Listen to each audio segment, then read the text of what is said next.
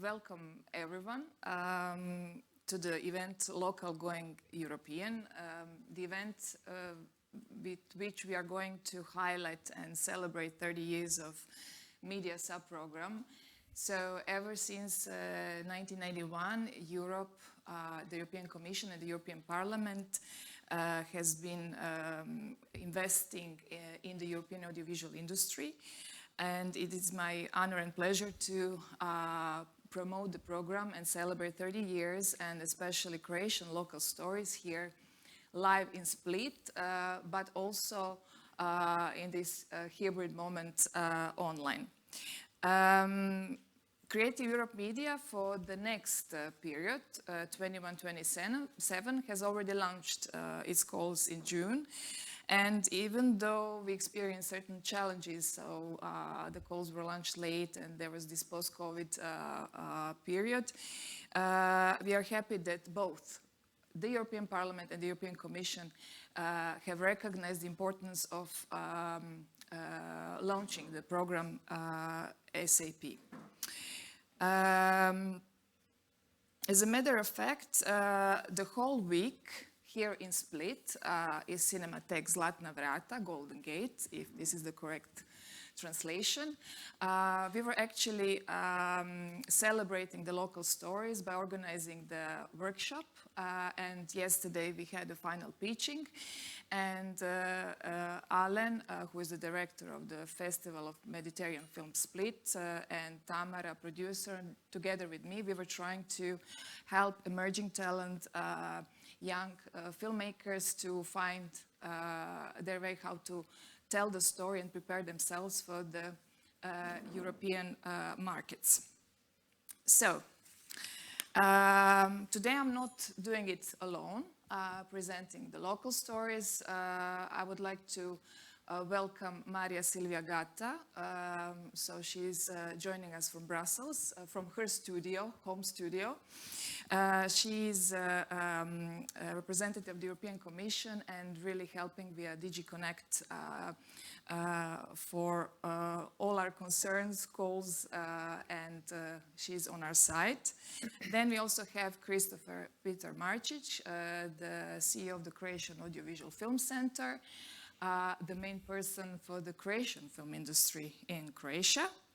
Online, also from her Zagreb studio, we have Rea Rajčić, a young and talented producer with some positive and success stories when it comes to the development of her films, and she's representing production company Eclectica. Here, finally, physically, live in Split, we have Gorana Barišić Bačelić. She is the CEO of the Fortress of Culture from Šibenik. She will also share her success story when it comes to cinemas as innovation hubs. And last but not the least, my dear colleague and friend, Alen Munitić, so director of, I will say it in Croatian, Festival Mediteranskog filma Split, and also head of the project Kino, Mediteran. Before we get into the discussion, I prepared a short presentation. So let's see if this works. If this works.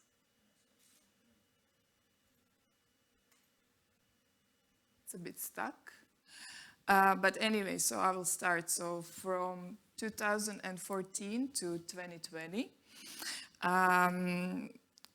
So a Creative Europe devoted to media 1.46 billion of euros, and which is 56% of the whole total budget of the total budget for the media. It was 820 million. And already mentioned that ever since 91, so Europe has been investing in development of European audiovisual industry, and we considered the basic two sub-programs, culture and media, with a bit of cross-sectorial. Now you will see that cross-sectorial is becoming more and more important. At that time, we had 14 calls. We had also some new calls, especially regarding the audience development and European video games. And when it comes to a total overall results, so we had a combination of the European Union member countries, but also the countries with full membership and partial membership, having a total of 39 of them. In this period, 11,522 projects were supported with 736 million of euros. As you see, there is a division between big capacity, medium capacity, and low visual capacity countries, how the money has been distributed. And in terms of the projects, you can see that the low visual capacity countries had the biggest number of projects supported. This I will not go into details because Maria-Silvia will guide me and help me through. But what I want to highlight is that this time we have more budget invested in the Creative Europe program in general. Again, 56% goes to media. And besides two sub-programs, cross-sectorial is becoming more important because we are also, besides Creative Innovation Lab, introducing journalism. And there is a number 3 that is kind of highlighting the whole program. This is collaboration. You will see throughout the whole calls, there will be a highlight on collaboration between different production companies, different organizations, and this is going to be awarded in the award criteria. Greening, so how we actually approach the greening policies, and finally diversity and inclusion, especially when it comes to the gender balance. We have calls divided into 3 different clusters: content, business, and audience. So after the panel discussion, I'm going to stay on the stage and we'll focus on the co-development for producers. You see that there is a total of 16 calls. Most of them were published this year, and we expect for the next year to have them all published on time. What we're going to address through our local stories is that despite Croatia is a small country, we really did well in the previous period because we managed to withdraw 7 million euros. When it comes to the transparency, we will tackle it through the distribution schemes, and of course we would like to highlight the importance of diversity of European films. Croatia, thanks to our success story, we are now becoming, how shall I say, big among small countries. So there is a division between small countries, so we are the most successful ones are kind of divided or taken out from less successful ones. So Croatia, with Czech Republic, Estonia, Greece, Poland, and Portugal are now becoming Group A, and the rest is still Group B. Those are the things that are kind of novelties and that we need to consider, that for Croatians, most probably there will not be scholarships. There will be more investment in terms of the diversity and visibility of European films via distribution schemes. And on top of the network of Europa cinemas, we are also moving forward the development of the European VOD networks. And this is something that is going to be highlighted when it comes to the festival, developing the festival network. So this is the end. So Maria-Silvia, are you there?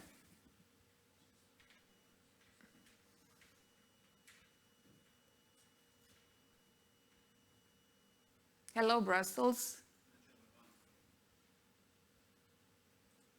Hello, Brussels. Hello. Yes. Can you hear me? Yes. Can you hear me now? Okay. I was keeping myself silence. Also because Martina, your presentation was excellent as usual, and maybe if Croatia does well is because of Martina being so thorough in understanding and grasping all the nitty-gritties of the Creative Europe Media Program. Thank you for inviting me, and I'm glad to be at least virtually with you today. Martina has given you the sort of framework, the details. I would like to put the Creative Europe program in the overall audiovisual policy of the Commission.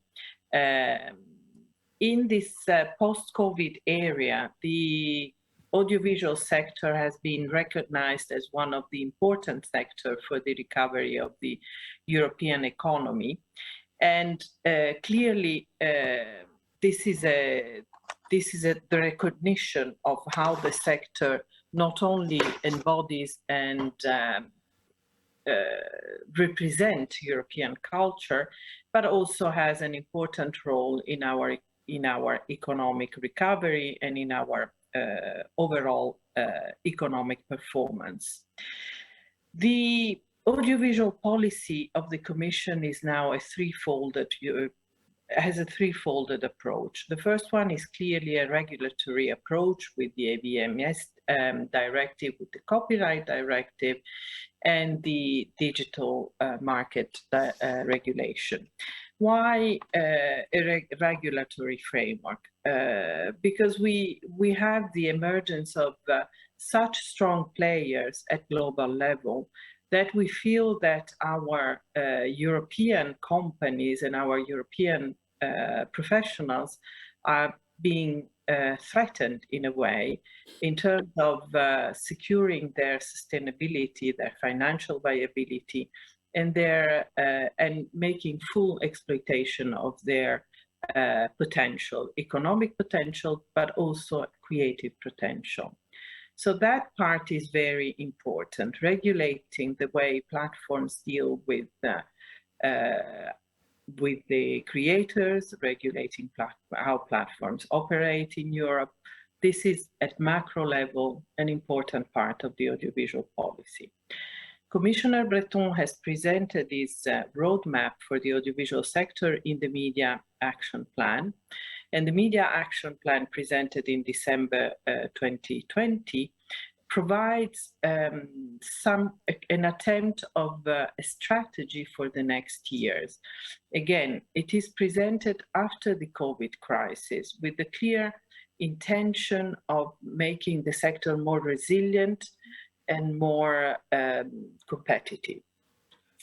One of the things that it's important in the Media Action Plan, besides all this data and economy data market, for this specific conference is this attention on developing talents throughout the Union, nurturing and strengthening and developing talents throughout the EU is essential to ensure that the audiovisual sector remains competitive at global level. This is extremely important. This is really the energy of the European audiovisual sector, its talents and its local stories. And we need to be sure that these talents and local stories can thrive in the European market and in the global market. But this I'll come back later. Last but not least, there has been an enormous attention to an extra financial input. The increase of the Creative Europe program is part of it, but also the increase of the Media Invest that is kind of being finalized this year is a way of really intervening in the sector with a massive amount of money, at least hoping to leverage with our investment fund more equity investments in the sector. And this again to the benefit to the entire sector. Now, moving to Creative Europe, as as Martina was just mentioning, I would say that this new Creative Europe is really in the evolution spirit of the 30 years of support to the sector from the media program, and certainly not a revolution, but again, an evolution that takes into account, once again, the COVID crisis for the sector, the disruptive COVID crisis, and takes into account the need of making the sector resilient, more innovative, more use of the digital technologies in all part of the program, more understanding of the potential of these digital technologies, and again, more think European, more work European, produce European, distribute European, which means, as Martina was saying, more cooperation from the outset of the production chain up until the end of the distribution, more cooperation within the various parts of the audiovisual value chain, more cooperation among the companies throughout Europe. On the three clusters, this element of cooperation and European added value remains central. We have it in content with the introduction of co-development, replacing the previous single development, so sort of moving in the development phase of the production. We also have a mini slate that is exactly aiming at countries with small capacity. And we continue with the TV, online, etc. We have a second cluster business that again targets the promotion of new talents with talents and skills, the access to markets, the film distribution with a great attention for the distribution of diverse European productions. And we introduce a 360, which is a sort of scheme that aims at targeting beneficiaries that have an all-encompassing project that deals with markets, with trainings, with possibly co-production funds, with various elements that again are in the idea of integrating and cooperating. So really having a sort of more structured and helicopter view on how some beneficiary can intervene in the entire value chain. And finally, audience. We need to regain audience for the European work, for the European films, and for the European also television series. We need to work on an inclusive approach to audiences, and I'm very glad that we have here in our panel this Cinema Innovation Hub project, for which I'm very, very enthusiastic. I think that regaining and renewing cinema-going experience is the challenge of the post-COVID era. It's a challenge that involves the entire value chain.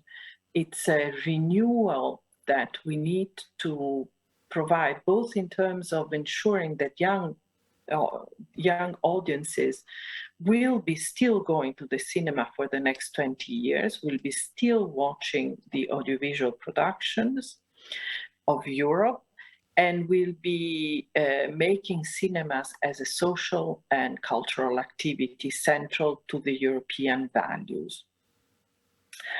So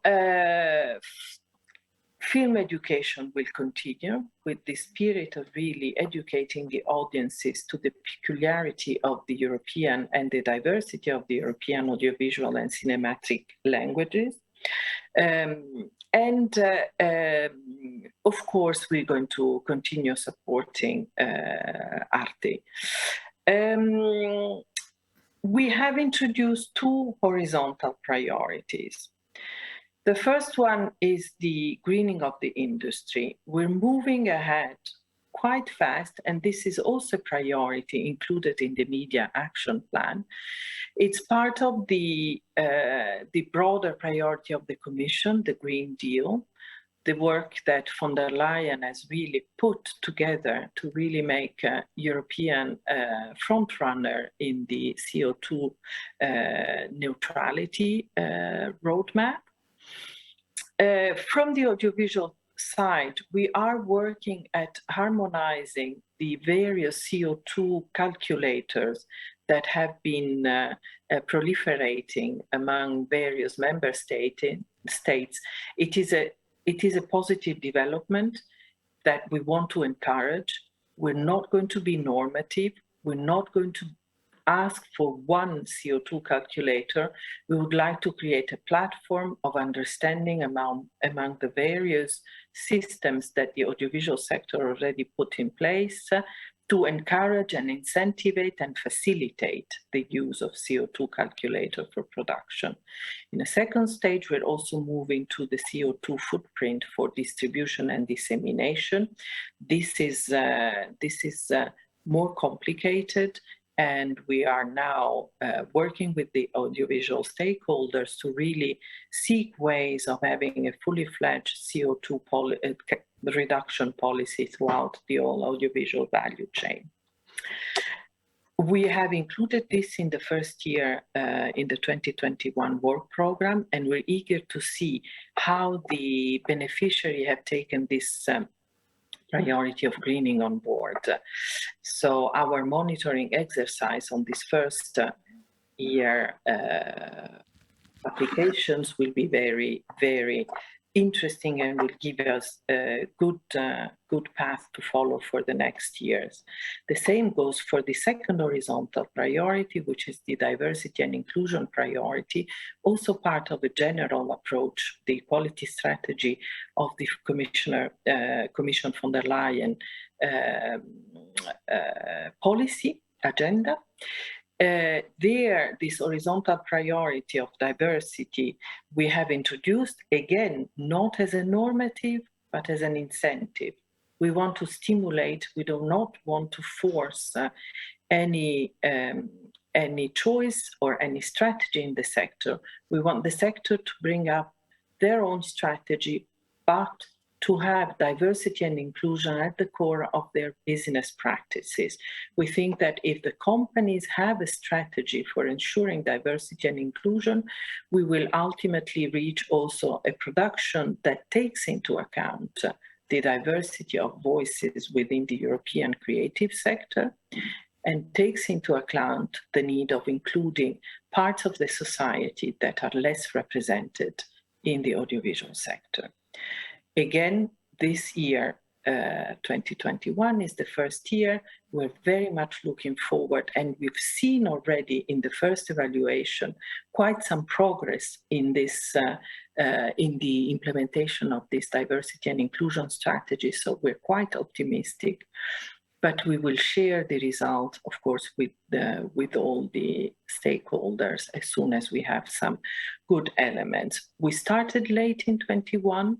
We're trying to catch up for 2022 and to come back to our usual regular call and evaluation.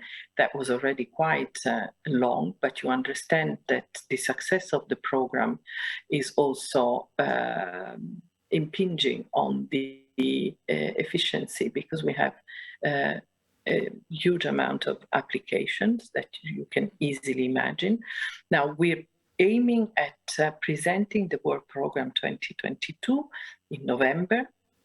The new 2022 program will include the video games call, will include this 360, which was not in the 2021 program, and we'll have a call for networks of festivals that has been at length discussed with the sector. We agreed last year to have single festivals for a support of 2 years that would be able to cover for the 21 delays and the 22. We're now moving to the networks of festival, and there too, we're very eager to see and understand how the festivals have been shaping their cooperation. And we think there that, again, cooperation and collaboration across Europe is the way of making also local stories, also local experiences, powerful and strong throughout the all European audiovisual market. I leave it here, and I'm happy to take questions or participate in the discussion. Martina, thank you very much. Thank you very much, Maria-Silvia. I mean, we are a good match. We already had a couple of events together, and I really appreciate that you're joining us here to really focus on those local stories that you also highlighted in your speech, in your presentation. And you did tackle the most important, I would say, challenges that we really need to reinvent ourselves with this post-COVID consequences. And yes, we need to start from our audiences and cinemas, and thanks to Europa Cinemas and additional financing boost, it did really help cinemas not only last year but also throughout the call of collaborate and innovate. And later on we will hear it from Alen, because we have the Croatian success story. So yeah, there is a lot of work to do, and I'm just happy that we are getting back on the tracks with the calls.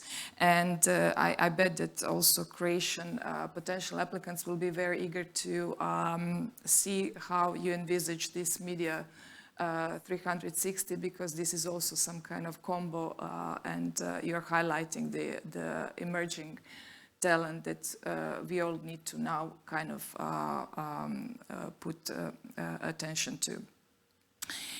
So I leave the European point of view, and I would like now to hear the Croatian point of view. So I kindly ask Christopher Peter Marcich to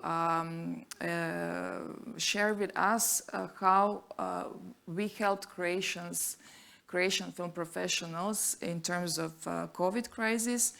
The Croatian Audiovisual Film Center was one of the best examples that somehow there was a continuity in terms of support of development and production of films, but also other activities, including cinemas. So I give you the online floor. Thank you, Martina, and greetings to everyone. A few words about the Croatian Audiovisual Center. We're an umbrella organization that has as its primary mission really to support and promote the development of our sector, our Croatian sector. We are also involved in advocacy at the Croatian and European level. I just spent a few days in Ljubljana at a conference, which I'll talk about in a second, at least briefly. And in addition, of course, Martina is an important part of the center's activities, a very important part. We also have a program called Filming in Croatia, which is designed to attract productions here, which has also been very successful. In terms of dealing with the crisis period, the past 2 years, yes, we've continued to function on a stable budget, and there the Ministry of Culture showed great understanding and continued to finance the center at its customary levels, which is not something that was possible for everyone here. So we're grateful for that, and we took advantage of it. We deployed additional programs to support production, COVID costs. We also did some supplemental financing at the end of last year to try to jumpstart production, which turned out to be quite successful. We maintained support for all of the activities that surround production, whether we talk about festivals or participation in other events. And we continue to provide the support with flexibility introduced in the criteria so that they would be relevant to the reality that we were living through. With the result that yes, we've managed reasonably well through the crisis. On the production side, we show good results. The Ministry of Culture, of course, stepped in with additional support that was more horizontal, also aimed at independent artists and entities in difficulty. So all in all, it has been and continues to be a struggle, a challenge, but it's one that I think we're meeting as best we can as a country and as an industry. Our colleagues continue to participate actively in all events that were available and stepped up to the challenge of and the risks of producing in a COVID environment in an admirable way, really. I mentioned as one of our areas of activity, advocacy. Maria-Silvia, you mentioned the directives and the ambitions of the Commission.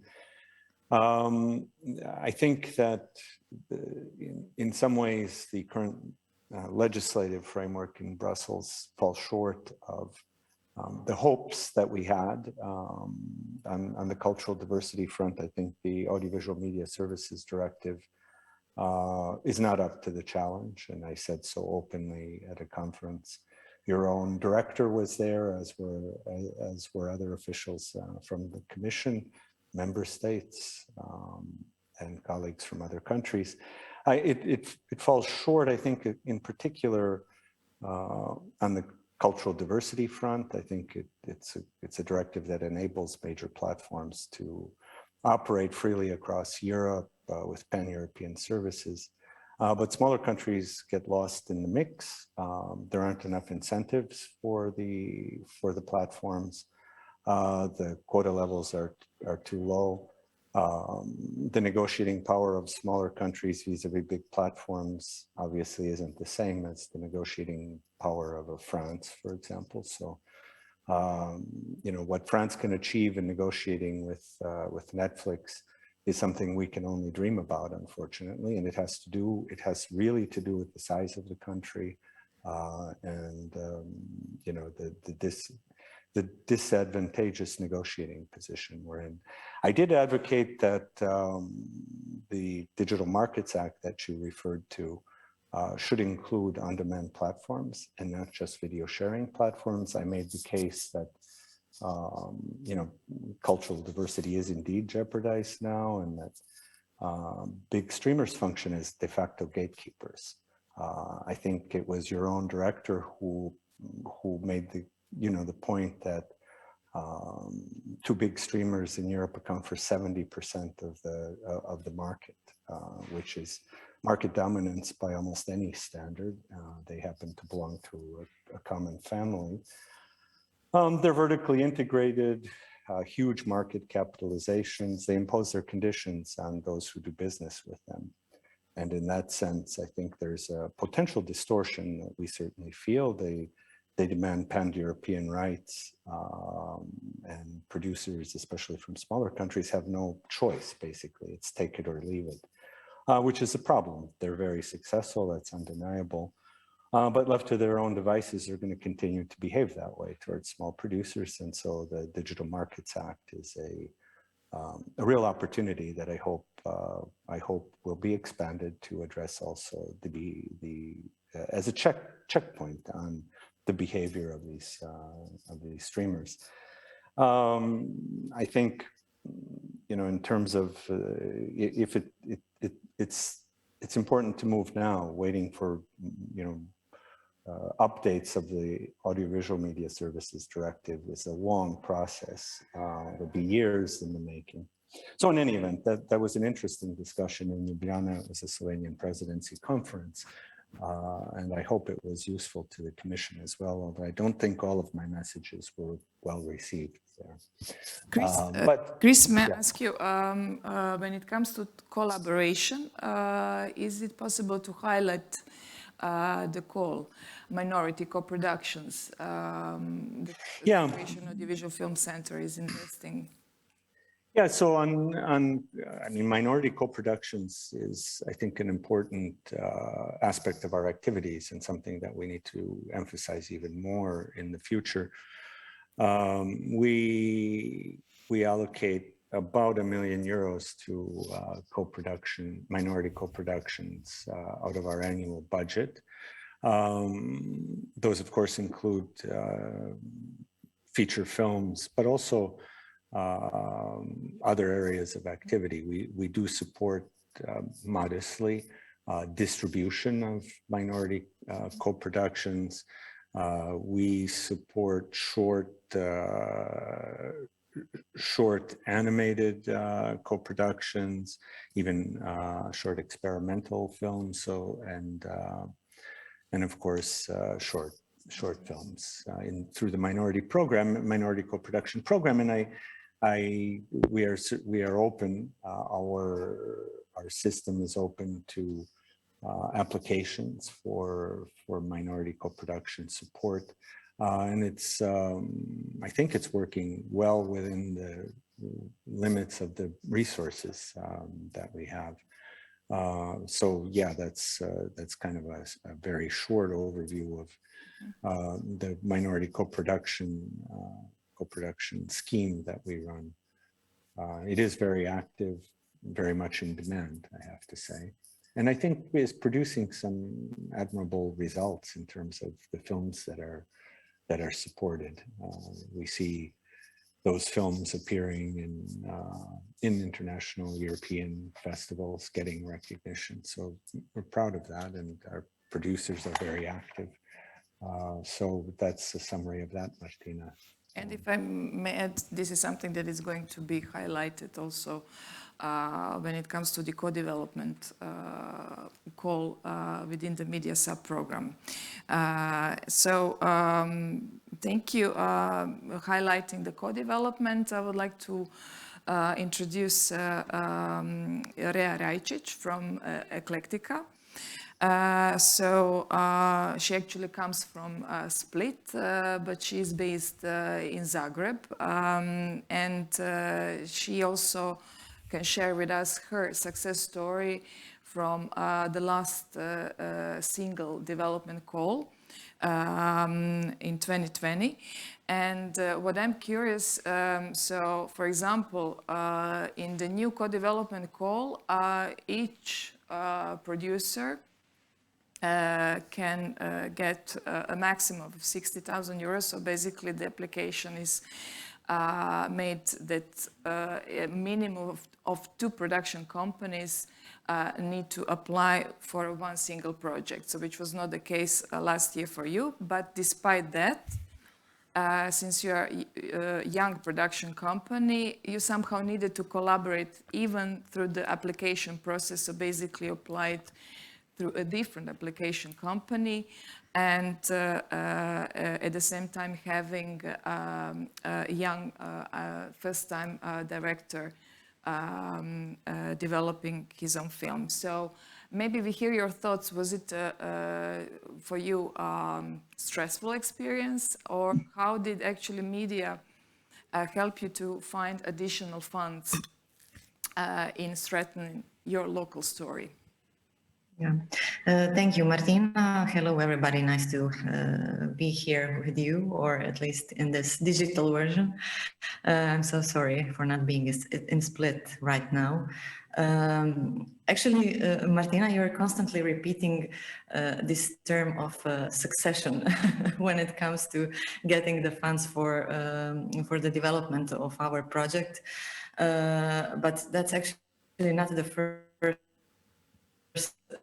I have in my mind when I'm thinking about the process that we went through. Actually, maybe the more proper term would be for us. A bit internet connection is producer point of view. Just some problems with your internet connection we are experiencing. So basically, we heard you saying that I like to highlight your success story, but we were missing your point of view. How are you going to call it? Maybe that's enough. Do you hear me better now? Is it now working? Yes, perfect. Okay, sorry, I don't know what happened. Maybe I was being too negative, and then the internet just collapsed. Okay, I was just trying to say that every time when I hear the succession, it's I'm thinking, okay, that's the wrong term, because I'm actually thinking more about the struggle when I'm considering the process that we went through to receive the funding for media for the development of our projects. I will just double check you now hear me. We are stable. The connection is good now, or okay. Okay, so the thing is that we in Eclectica, which is like a young and I would say prolific production company that is just 5 or 6 years old, we have a situation that we have more people in production department. So I'm not the only producer in Eclectica, but we are rather 3 producers that are working on a different projects. And actually in a very short period of time, we managed to collect and develop quite few good feature films, all with the first-time directors. And actually, last year we came to this really silly situation that we had, that we were completely ready to write really strong application for a slate funding from a media program, and in the same time we weren't eligible to apply to even a single development support. So that was an irony of the young production company that is very common, I would say, in Croatia and in other countries, because I think that something has changed in this logics of the business models of the production companies, and we are all trying to do fast and to develop fast and to be a little bit more like on steroids when it comes to the development of our countries, because we need to make a living from it. So we somehow came to this ungrateful situation that we need to find a way to approach the funding scheme, because the development funding scheme for media for our company and for all the other young companies that are doing projects with first-time directors is, I would say, even more important than it is for the producers that are working with experienced directors. Because for the first-time directors, the development funds are never enough. You know, you need to have more preparations. You need to work more on the script. You need to have more, I would say, some kind of a test shootings, some kind of proofs of the concept that the young director has, and all the independent funds and or the independent workshops or fundings and other sources of finances are trying to see the proofs of concept of the first-time director, and we cannot do it if we don't have money to do it and to really prepare and pack our projects on the level that would help us to close the budget in the end. So it really is not a comfortable situation when you have a less funding from your National Film Center, and then you're not able to approach even to the development funding from the media, which is really the most serious fund that you have. The only source that you can approach being a European producer. So we decided to do the thing that our colleagues are doing for, I would say, maybe the whole decade now, to find a production company that could join us in our journey and that could help us to apply for a funding for a single development program of Creative Europe. I think that the main problem is why I'm considering this process a struggle and not a success, even though we got the funding for the 2 first-time debut films that we were developing, is that I think we had maybe the wrong logics while considering how to approach the partners, how to find the partners, and what to expect from the partners. because here in Balkans, our logic was to find somebody, the only criteria was to find somebody who is somebody that we have the same or similar business approach and some same or similar artistic vision of the films that we would like to do. But maybe the first criteria would be to find somebody that has an option that he or she can apply to the call, and that he or she didn't apply to the first call of the same year, and that maybe this selection and this whole relationship with a stronger or delegate producer is based on the fact that we are really trying to find just administrative partner rather than a real collaborator. That is something that I see that you're pointing out in this new scheme.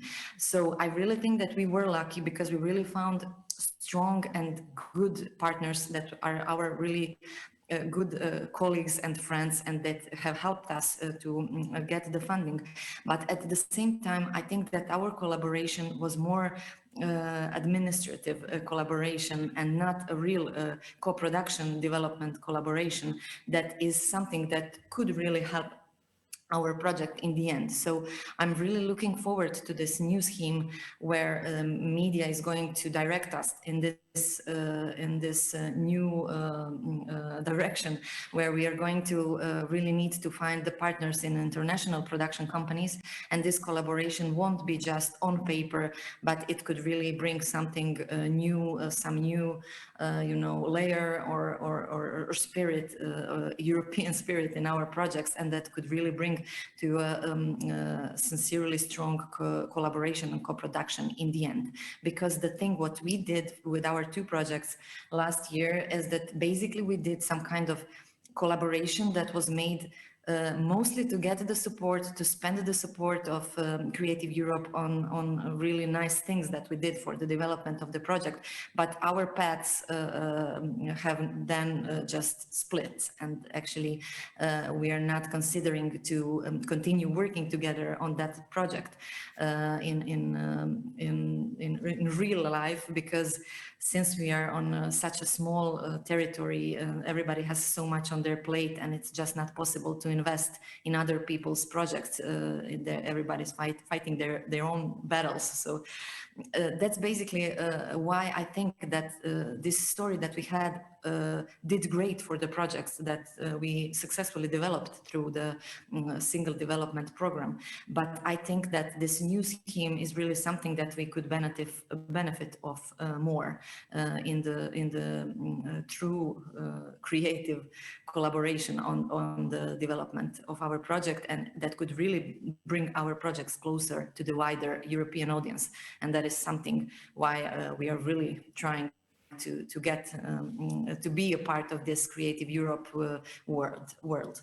So I don't know if you got the idea after my pessimistic start. Yeah, now I think the challenge will be, since the European Commission via Creative Europe Media is going to offer quite some balance in terms of the funding, it's going to tackle the national funds, because with the new co-development scheme, so each one of you will be able to ask for more money for developing one film project. So it's going to be challenge at the national front. But this is something we will definitely need to as well advocate, since we need to also find new talent, and in order to find new talent you need to invest in new talent, and you pretty much shared with us what exactly this means. So thank you. You were not that negative. This is just, I always consider those panel discussions as a dialogue. So we need to share where we really experienced struggled. And you pointed out well when it comes to the single development scheme, which used to be, and what we are expecting with the new call. So thank you. So let me move. For this story, I'm 100% sure that it's a success story. So we moved to Šibenik, and a wonderful pilot project, cinemas as innovation hubs. And I must say, when it was first published, it was quite a huge success story for Croatia, because in 5 supported projects, 5 Croatian organizations participated in 4 of them. So we're drawing like 417,000 euros. And I would like to start with Gorana and her team and the Fortress of Culture of Šibenik, because basically at that time we didn't know about each other, and it was a blind date, as we like to highlight. It was actually Georgia who called me to ask for just the help and guidance in terms of finding the partnership. But let me hear your point of view. Yeah, well, it's an interesting story as any other regarding Fortress of Culture. Just one message to Rea. So there is no success without the struggle. So it's like, you know, you cannot make a huge success without that struggling period. So we are struggling constantly. I feel that each of us now, especially in this age, is struggling in different terms. But yes, blind date with Martina. We are an organization, for those who don't know what we do. We are a public culture institution, city institution, which is managing cultural heritage sites in Šibenik, fortresses. Šibenik has a wonderful and very preserved fortification system, and much of it is now reconstructed and revitalized through European funding. So we are an institution which manages the fortresses after renovation, and we are kind of, so to say, cultural center. We are dealing with heritage and history, interpretation, program production, marketing, PR, and so on. And one of our main, so to say, topics in our institution is European projects, because our institution, so to say, evolved from the European projects. And as Georgia came as an expert for European projects in our team 4 years ago, and we are so far, so we are a very young institution. We celebrated 5th birthday this summer. 2 years previously we were in the City Museum, so altogether 7 years we are operating this job. And we so far dealt with nine European Union co-funded projects. And one of our wishes before we contacted Martina and our media office, media desk, was to have a soft project, collaboration project regarding film and cinemas.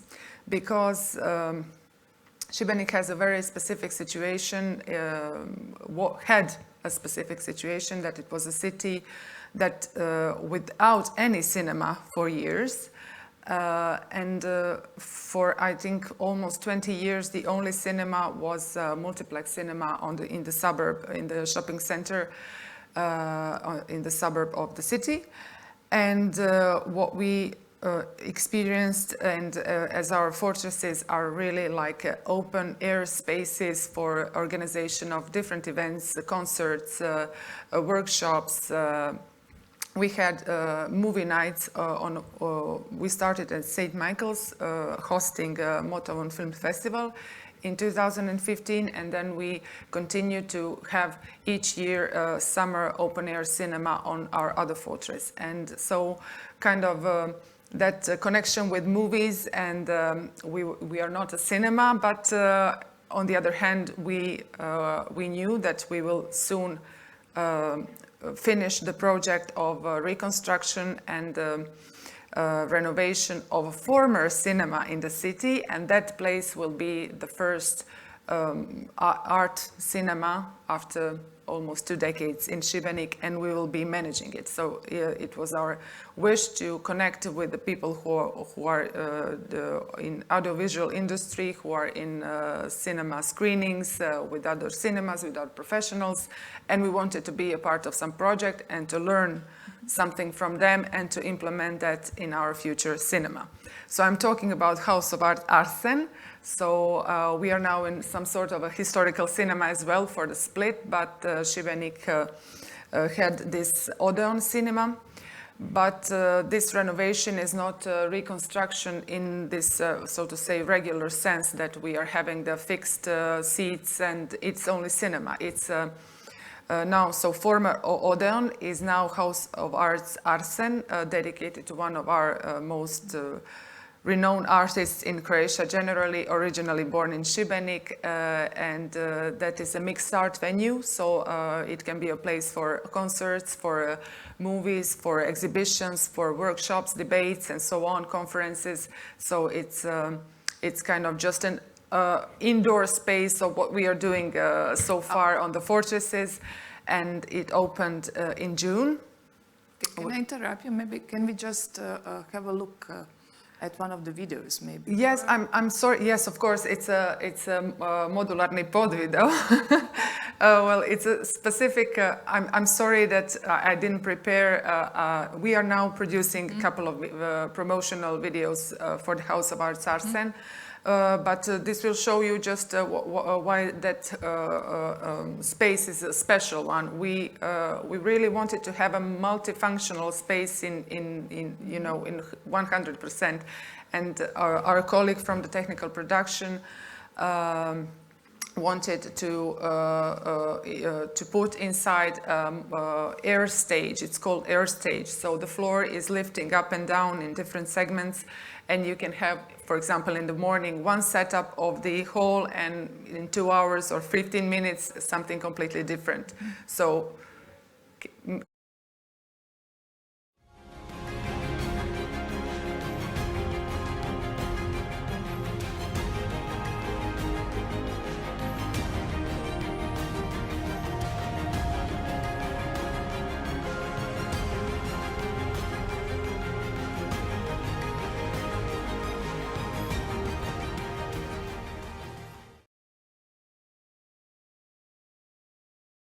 Is a reason why we wanted that project, but because of the pandemic, the opening was late. This project, in terms of construction, is financed by the city of Šibenik and the Ministry of Culture. But what we are doing with the Connecting Cinemas project is making this soft activities, connecting with the other cinemas and professionals, connected to cinemas and festivals and institutes and so on. And the Arsen was kind of why we applied, and what we learned so far in the project now we can implement in Arsen. So we can see this Connecting Cinemas project belongs to this call of cinemas as innovation hubs for the local communities.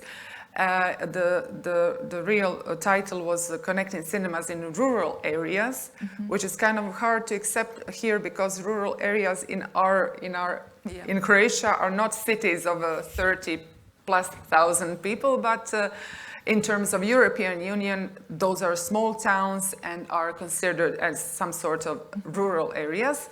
Our partners, we have 4 cinemas in our consortium of partners.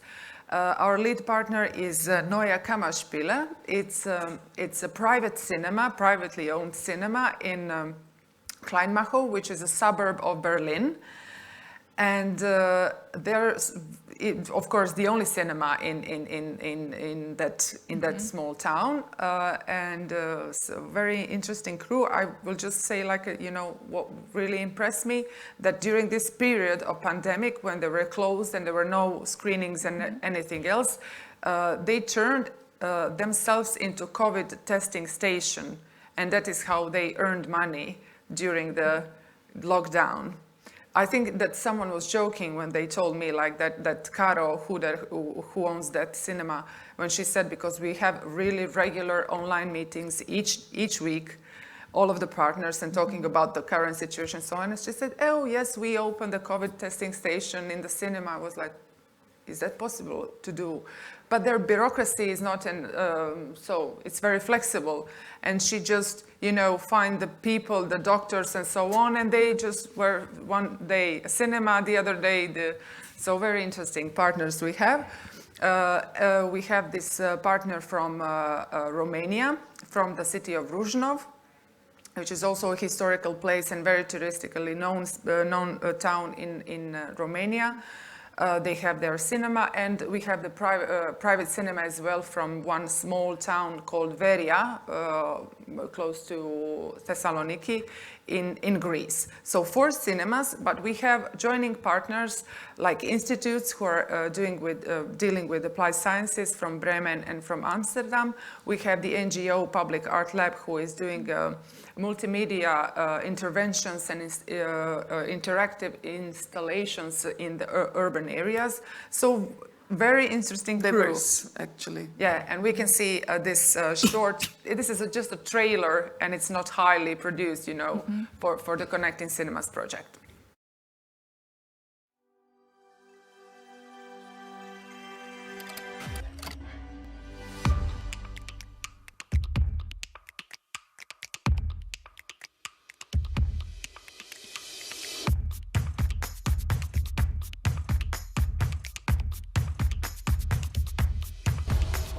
Volim film zato jer smo svi u svome filmu u neku ruku.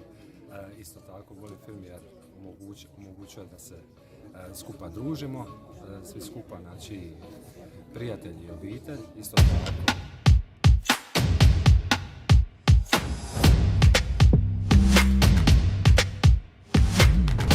De acasă pot vedea orice film, însă experiența de la cinematograf este cu totul alta. Aici sunt dezbateri, invitați speciali și oameni noi pe care pot să-i cunosc.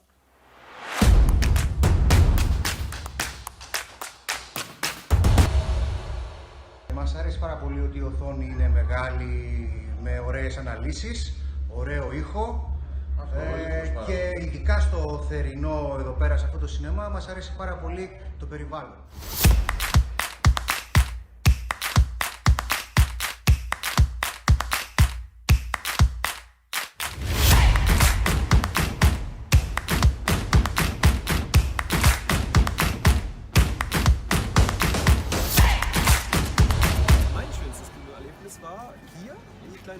Kino die Karl-May-Filme aus den 60er Jahren auf großer Leinwand gesehen zu haben.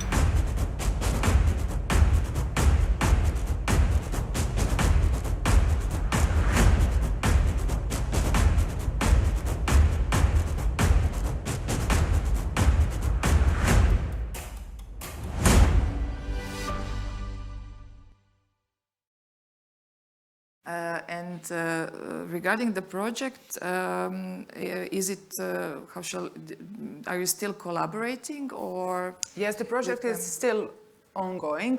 We are almost finished.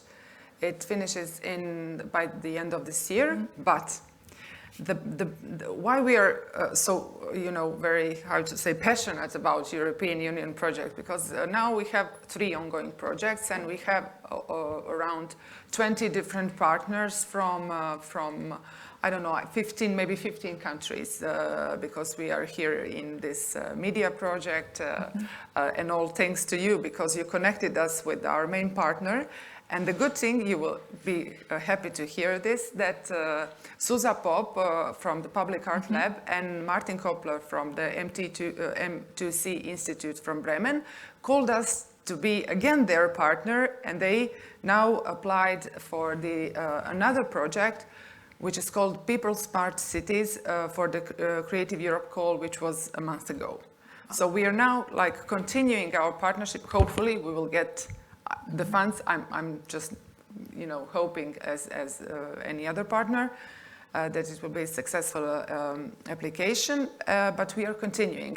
So, and we were so intensively in this all the time, meeting online almost every week, that I'm not sure that what we will, you know, it will be very strange to stop and to end this project because we will miss these people.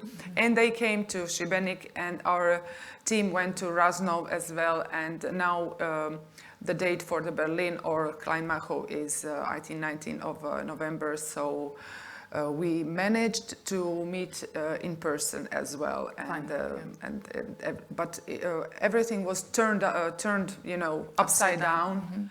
Because of the pandemic, because the core of the project is to get people from their sofas to the cinema and to provide them with the unique experiences, entertainment, engagement, and the connection to other countries and cinemas in Europe.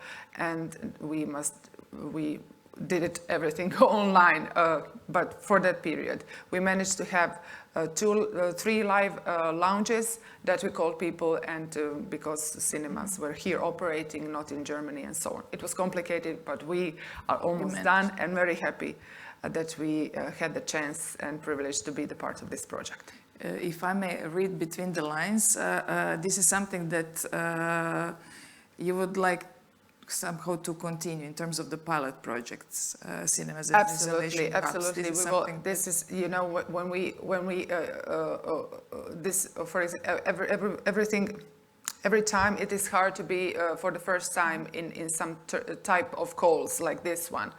And now we know the principles, what we know, and it's very interesting and very useful for us to hear from Maria that we will have the opportunity to apply in the future period. And I think that as this is an audience development project, and you said also that again those projects will be financed, we will, you know, keep an eye on you and everything that Media Desk in the European level does, and we will be in touch with our partners. And I hope, and of course, this project brought us so much, and this all our dealing with the screenings and movies and festivals and so on. And now we know lots of people here in Croatia, good people, colleagues. Beyond. Yes, and I think that's something will come up for sure. That's very valuable, yeah, and it definitely brings an added value. So thank you. Good luck then with everything, and we definitely keep an eye on each other. Yes, of course. Now I'm coming to Alen. So where shall we start? We had our little chit chat before. So maybe we start with your festival, because from the festival everything else followed. So maybe introduce us to Festival of Mediterranean Split. In short, my organization, we are a non-profit organization, and we are in charge of many projects now, but it all started from the festival. Mediterranean Film Festival in Split in June goes on for 10 days, and our focus is always Mediterranean production. But we not screen only the films from Mediterranean countries, but also from other European or the rest of the world in the side programs. But our competition is basically for Mediterranean production. What I always like to emphasize is that we screen not only the feature films, but as a festival, we developed really strong focus to the shorts. We have a national short competition and we have international short competition. And even we are maybe a small festival, we have a biggest award fund for short films in Croatia in all festivals. Also, we put the strong focus on short films. I will just say that our industry is also based for the short films. You mentioned the workshop before. We had it yesterday, yes. And this week, because of the pandemic, we are not in the time slot of the festival, but next year we are going to bring back the workshop and pitching to the festival dates, and it's really, really good. because in the 4 years of this workshop, really some good projects started their life. From our friend Rea, The Rudeness of German Lady. Short film is the first winner of our pitch, and now that short film had the festival circuit, it was screened here in Split as well, and it's one successful stories. And now, as I know, 4 or 5 projects from the other workshops are ready to be in the next year or next few years. So that's regarding the festival, and maybe it will be best that we see a festival in a few minutes. Yeah.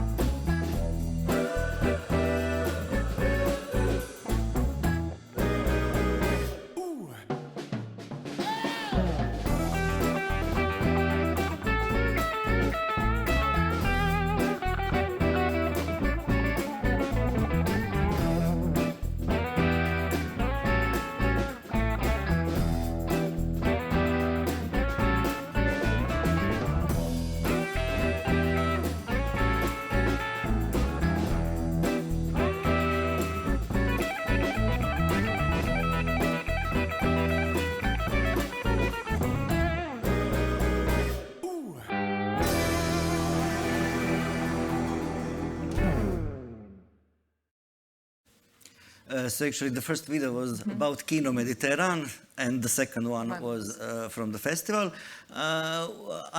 Before I start to talk a little bit more about Kino Mediteran, I would just like to say that to use the word struggle that Rea started. As a festival, we have a struggle with media calls for the festival for all the period. So I think we have like 7 or 8 applications, and each one of them was like missing 1 or 2 points.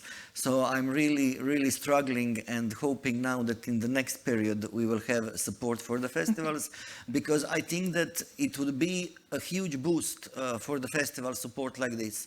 I must say that I always see the results, and it seems to me that always the same big festivals have money. I know that we have in Europe so many important festivals, but some small and local important festival like we are, we just don't have this opportunity to, develop more. I always wonder where festival would be today that maybe we had some support during the years from media, because what is important is that in the national level, we are also a little bit side, we are in the south, I think, where you are not in Zagreb, you don't have big budgets from your local cities. On the national levels, all the projects are always a little bit less financed than the project going on in the capital. So I think that that focus, I see so in the new guidelines when I was applying for the festival now, because you told me to apply, because I was like, no, I don't want to apply anymore for the festivals. Yeah, trauma with this application. But now in the guidelines, they say, okay, it is focused on the festival, which are important for the local community. So I hope that this is going to be our bonus. Maybe we are small in sense of number of films, number of locations, but our importance for the local audience is really, really big one.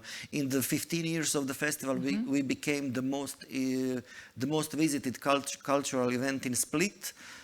We developed the audience to see the independent films, and we put a strong focus here in Split on Bačelić open air cinema. We are running now this cinema together with Zlatna Vrata, but basically that cinema would be forgotten without festival who put that space in focus. The importance of the festival is not only this in the city, but what makes Mediterranean Film Festival different is that we started 10 years ago to spread this virus of the films to the smaller communities, and that is Kino Mediteran. Kino Mediteran basically started as a Mediterranean Film Festival on tour. We even were in Šibenik in the first year only for 3 days. And we started the Kino Mediteran with this idea. But then the first audience development media call in 2013 or 14 started. And then we started to think, okay, maybe we have a little bit bigger story here with all these cinemas. With this first support for audience development, we were part of Operation Kino. It was a collaboration project between Balkan countries. And with this support, we managed to buy some equipment. It was, I think, 20,000 euros, but for us, it was like lottery jackpot at that time. We bought equipment, and then we started to develop Kino Mediteran more and more. This opportunity that we can have more screenings in the small islands and in the small cities around Dalmatia drew audience back to the cinemas, to all those closest venues, as you had in Šibenik closed venues. Each small city we work had small closed venues as well. And then we started the story with Ministry of Culture and the local partners to revitalized the cinemas in those small communities. So today, 10 years later, we have 25 cinemas we work around. 12 of them are digitized, equipped, and working all year. 15 of them or so, number is changing every year. We are still doing as a traveling caravan, but the screenings are more often. Even in this pandemic time, we managed to have all our projects in the venues and in the open air cinemas. And from the beginning, Kino Mediteran had strong focus on European films. Of course, we screen the blockbusters because in some small communities, we are the only cinema they have. But we always try to maintain like 30 or 40% of programming to be European and independent. And that is important because after the audience development call, there wasn't any call that we could apply as Kino Mediteran from media. So for us, it was really, really important to become the members of Europa Cinemas. We reached the conditions in 2016, in 2016, and then we became a members of Europa Cinemas, and it was a huge boost for us because this kind of support, which is €1 for each sold ticket for European films, it really helped us in the programming that we are like more, more willing to put, daring to put the European film, and because you can count on that support, but. Can you maybe just say, sorry for interrupting, in terms of the numbers, the audience? Yes, so the numbers, I wanted to mention that before pandemic, our best year was 2019 actually. We had 60,000 people in Kino Mediteran. I know that that number, maybe it's important to put it in the context. All our cities we work are less than 5,000 or 6,000 people. So when you count all the screenings we have in 1 year, the average is like 70 or 80 per screening, so that is why these 60,000 people are really, really huge number. When we are talking numbers and the programming strategy and all this Europa Cinemas support, our programming strategy paid back to us really well during the pandemic, because we didn't have drop down like 90% or 80%, maybe some other cinema has, but our numbers in 2020 and now in 2021, which is better than the last year, are maybe 40% less audience than 2019, and I think that this is important that we developed the audience for European films, because last year in the middle of the pandemic, when we were left without any commercial film, and we had people in the cinemas because they were, they were used to see the independent cinematography, and we didn't depend so much about Hollywood and about big productions. In all these years, we started to be distributors as well. We buy maybe 5 to 6 independent European films every year. And also last year during the pandemic, we developed the VOD platform also for independent films, not only from our own distribution, but for the other Croatian independent distributors. So we connected all the segments: festivals, cinemas, distribution, and VOD. And now, after all these 10 years, it came new opportunity with this call, Collaborate to Innovate. Collaborate to Innovate is a new call managed by Europa Cinemas. It is media call, but Europa Cinemas is in charge, published the call. We connect in this project with the other strong members of Europa Cinemas in Croatia, that is Rijeka, this cinemas Zlatna Vrata in Split, and Dubrovnik. So basically, coastline, we named the project Coastline Cinema because it's from Rijeka to Dubrovnik. The main thing about this project, we got huge support of 100,000 euros. It is really big boost for us, not only for Kino Mediteran, but for all the partners as well, because in the next year we need to, the main aim of this call was to develop strategies to bring audience back to cinema after the pandemic. So we have in plan all segments from the general audience and the programming of European films and premieres of European films. We will work really, really strong development of school programs. That is something that our partner in Rijeka is really good, but all the southern partners are not. So we are going to try to be the first region in Croatia who is going to implement the universal school system and school programming in the cinemas in the south. And the biggest challenge is going to be campaign of returning to cinema. We will prepare that for next spring, because one segment where we connected as the partners is not only the European programming, but as well the seasonality of our work. All of the partners in the project, we have open-air cinemas in the summer and venues in the winter. So yeah, that is the... A lot of work. That is a lot of work, but in the sense of these media calls, I always have mixed feeling. Like, I'm very thankful to the support we get, and our success always came from the struggle, but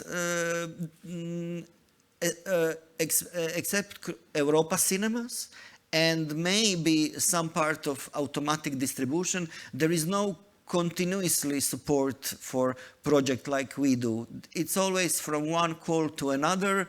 It's always one struggle. Are you going to find good partners, bad partners?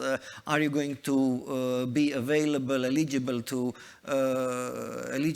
apply to the call? So yeah, I'm happy that we have this success now, but Also, I think it would be good that they continue to be published. To be published. This kind of support. Yeah, this is what we wanted to actually share, because all those pilot projects and momentary calls are very huge boost. Yeah, for the applicant. Yeah. For the applicants coming not only from small countries, but also specifically being focused on the local stories and what local stories can bring to the local communities. And actually with this panel, we just wanted to share not only our struggles, but yes, in the end, we were successful. But we would like to keep an eye on those calls that really bring a lot of European added value into our local communities. And I'm not sure if Maria-Silvia is still with us. We just, we are kind of going towards the end of the panel. And I know that we didn't have a lot of time to explore every single detail, but the idea was to finally present what we do here in Croatia. And as you can see, there are quite diverse projects and there is a potential talent. But we also wanted to share that to keep all those calls that are really crucial, what you already highlighted, for the audience development, for reinventing the cinema experience, because this is something that we really need to work hard in the future. Yeah, so I'm not sure. Yeah, just, can you hear me? Yes, yes. I just wanted to add that I'm absolutely fascinated by the Connecting Cinema project, which I had evaluated at the time. So I feel for once that I did the right thing. Together with the colleagues, I would bring back your stories.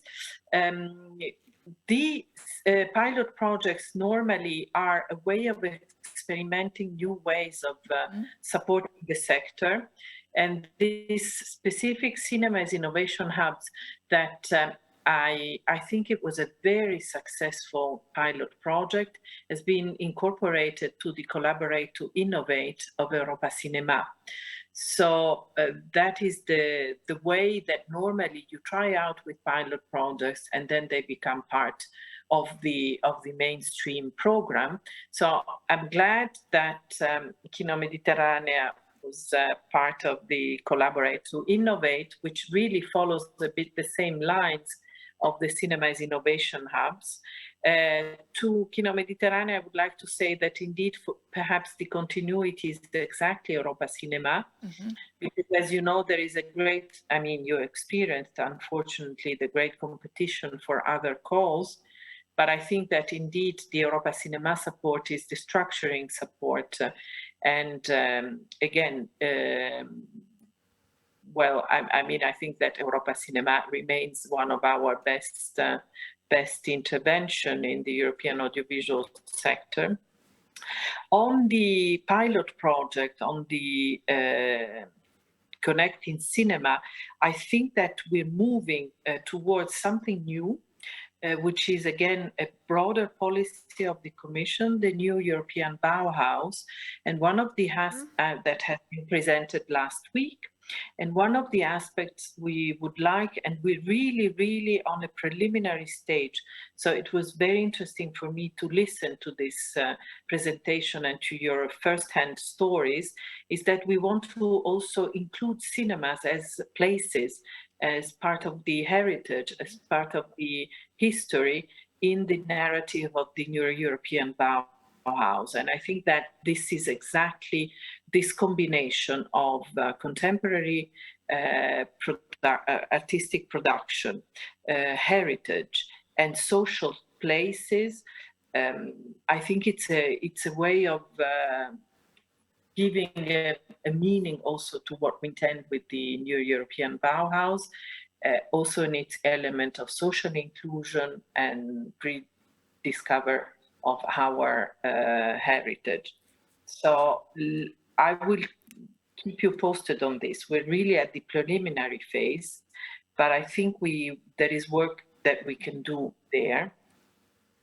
And also, finally, a point to Rea, if I may react to your concerns about co-development.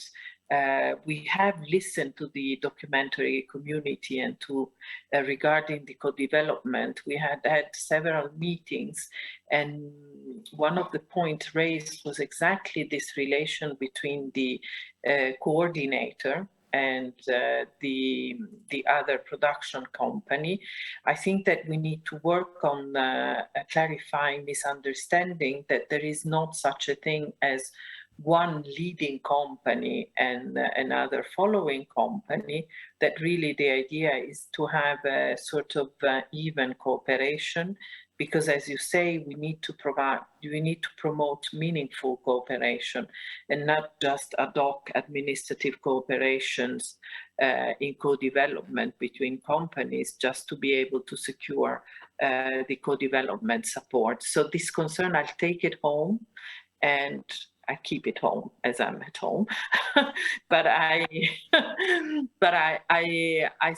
took good note of your points, and this is something that again in the monitoring phase we will be, and in the evaluation phase that we're starting now, we will take into account, bearing in mind that the support is evenly divided between the participants to the co-development, which in the end it's important, but to secure meaningful cooperation is one of our objectives, and be assured we will follow up on this. That's you so much. We are running a bit out of time because I need to continue with another event, Info Day, but for all those in the audience who were following us, we remain at our disposal for any further questions.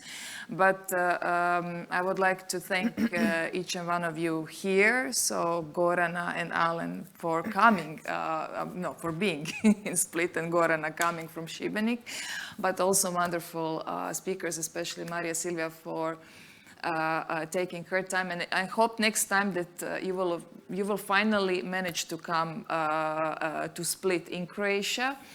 But also I thank Rea, hope she stays with me for the co-development Info Day, and we need to keep an eye also on the national funds, and hopefully we will manage also to boost some financing on behalf of Chris and the Croatian Audiovisual Film Center.